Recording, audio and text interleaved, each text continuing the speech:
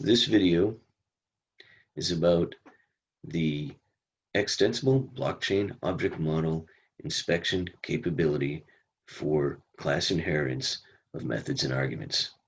The XBOM, as implemented on the Hyperledger fabric using the XBOM class manager infrastructure chain code, enables object-oriented blockchain development. Previous videos walk through what the classes look like, what accounts look like, and how they can be instantiated. Each class is implemented as a Golang plugin library. That's actual binary compiled code. When a developer wants to use a class that's already been loaded on the blockchain dynamically, or a client wants to send messages to it, it's important to know what the methods for the classes and the methods for the class of the object and the ancestor classes are, and what the arguments are to them, which are data structures. All classes take a input argument that is a data structure, a Golang data structure, which from the client is passed in as JSON syntax. And if it's compiled code on the blockchain, it would be compiled in using it's known as the stub for the class. The problem that this addresses is how to find out at runtime dynamically what the methods and arguments are of the classes for the object. Class XBOM, class object, the root of all classes in the XBOM environment, implements a method called inspect. What inspect does is returns JSON syntax of the schema of the arguments in a list of the classes and methods, so that it's possible at runtime to dynamically ask an object for all of its methods and all of its classes and what type of methods it will respond to. On the left side is some slides describing it. On the right side is some example output of what actually happens from the return from the inspect method.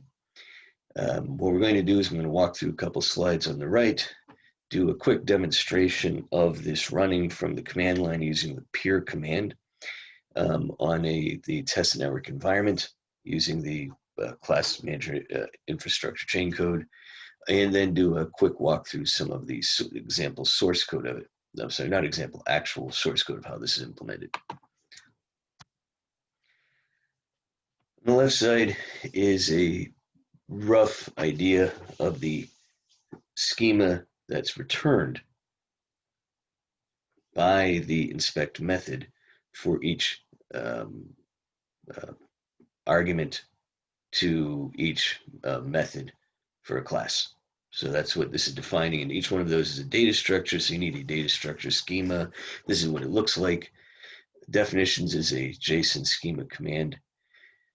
The class ledger object ID is something you can see in earlier videos. Every object has a unique ledger object ID. Every class is an object, so every class has a unique ledger object ID. And then the element number is to make sure that it's unique. And this gives it a reference so it can be used by other structures and by the method arguments themselves. This is a little clearer when we dump out the actual output on the runtime. The schema for the actual class itself looks like this. So you get a class reference similar to the structure reference, and then everyone starts with the class name. If it has a name, this may be null. The class LOID, ledger object ID again, and then an entries array of the methods, where the methods are will have the method name, which is string, and then again schema references to the input arguments, the output arguments types. One quick note: there is not an actual term schema reference It's always references within the schema.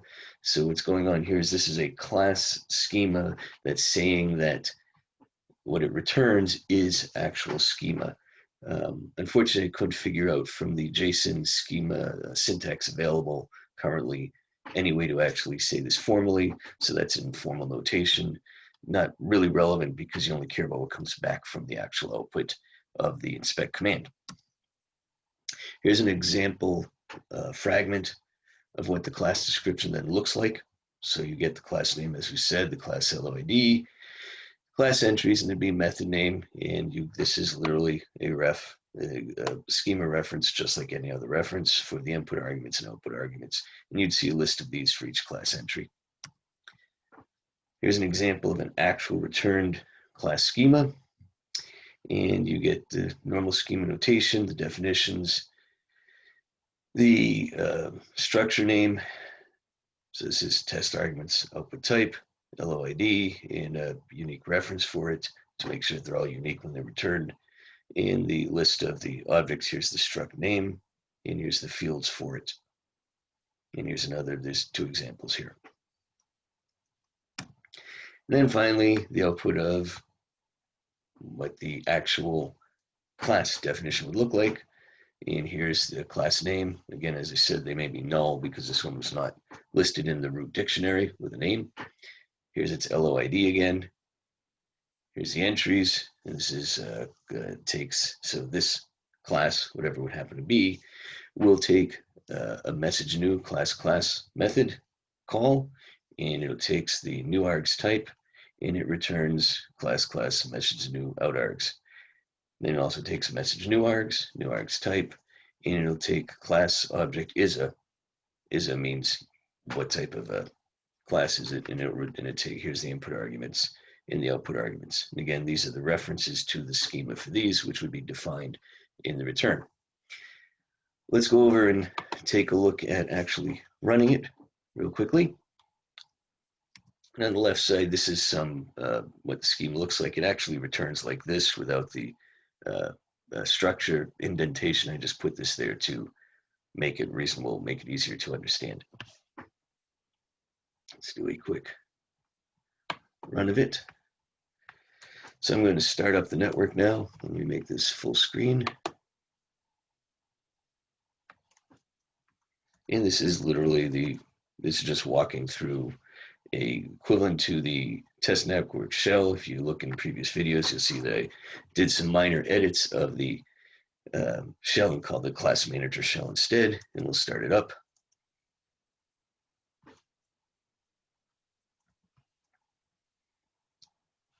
And go.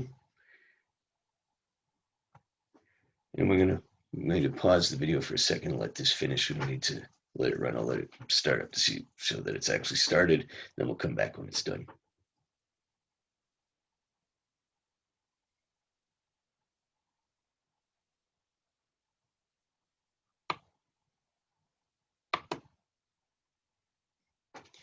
Okay, and picking up, we can see that we've started the blockchain.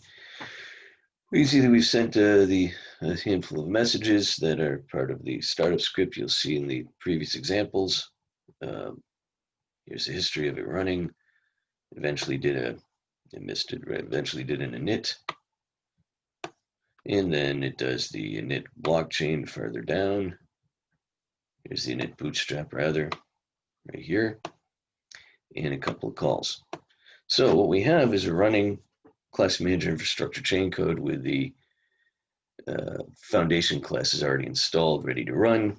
Again, that's a one-time thing that would do at the startup of any blockchain. Now, assuming the blockchain's running for any length of time and I've loaded new classes, I might want to inspect objects to see what their classes are so that I could perhaps dynamically send messages to them. First thing I need to do in this case is let's go actually create an object. And what this does, this is sending a message to the system account object.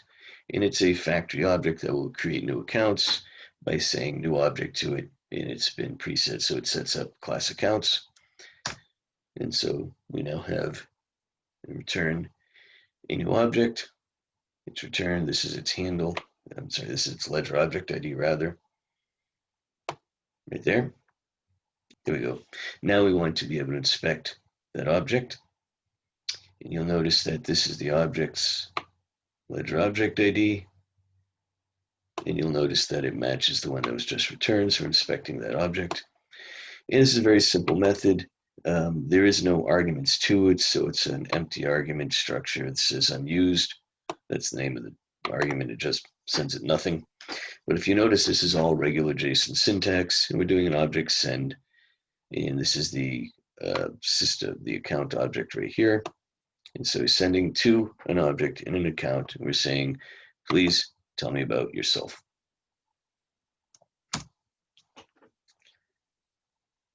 And it returns, as you can see, this long list of JSON syntax, which is in fact the schema of the classes and their types for all the arguments.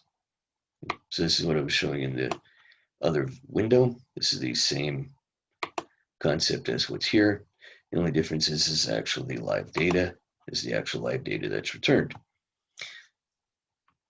This can be done for any object that's created, whether it's an object, a class, which will show you the meta class information, or you can actually send it to a meta class, but from there you're not going to get any real information because meta class is, as in class, only really inherits from class object anyway. And so for class, and class object, for the root classes, they're constants. There's no reason to actually ever inspect them, but the data is there to work. Now let's just take a quick glance at the code to give you an idea of what's actually going on to do this in Golang. Okay, so class object is a regular class. It has a regular method table. And there's some of the other methods that it implements.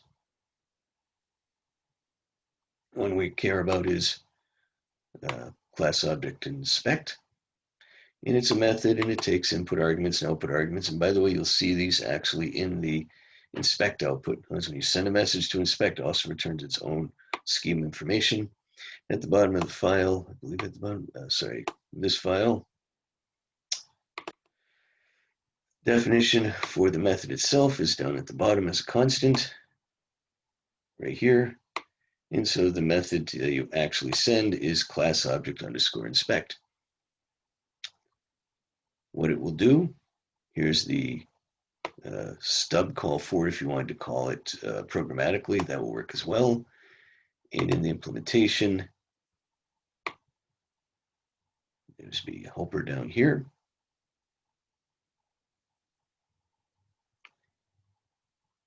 And helper message new, message this. And here's the helper for inspect right here. This is the method it's actually called. And then it calls the inspect method itself. Here's the inspect method right here, just like any other method. The only difference is this one walks through, gets itself. All objects are always passed in an object context to get your self object ID. You send to the object context get self and returns it. Then you can get the object instance data. And for the internal objects, we can walk through the actual structures. You can't do this as a user object. It's not necessary, and you wouldn't want to be able to do that. And then it walks up the class tree right here. So for while there's an ancestor, till it hits the root is called no object. For each one of those, it creates an array of them, and then it walks through each one and calls dump class, which dumps out the schema for each class. And then dump class looks like this. So it dumps out the structures for the methods, then it dumps out the method schema itself, then dumps out the class schema. And just a real quick look at the dump class schema. And all it's doing is walking through the list of classes, and for each one, printing out just regular straight output about the information about it. To get the information about the classes and the types, we use the built-in capability of the Golang called reflection. And here's an example call of it, reflect.typeOf, gets the type of the arguments returned, and then here it's actually doing it for the input arguments and the output arguments. It's just a little bit, it's not worth walking through how the rest of this code works, just that's how it's doing it. It's fairly straightforward. It's walking through all that code. That's basically it. Going back to the, let me bring this down again, going back to the arguments. If you go back to the top again, what we've actually done is sent a message. It's walked up to, it's implemented a class object, and the inspect method walks up the classes, dumping out all that information and giving you back the output that eventually looks something like this.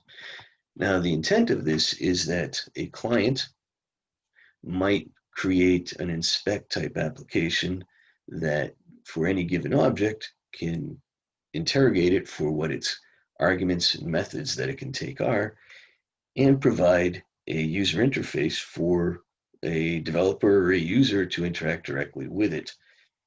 This provides tremendous flexibility for both developers and end users. Similarly, it's possible to, of course, dynamically build up arguments and call methods on objects that a runtime class didn't know about ahead of time. So a lot of flexibility that can be done with this approach. The nice part about it is all straight standard JSON syntax, and it is using the JSON schema specification.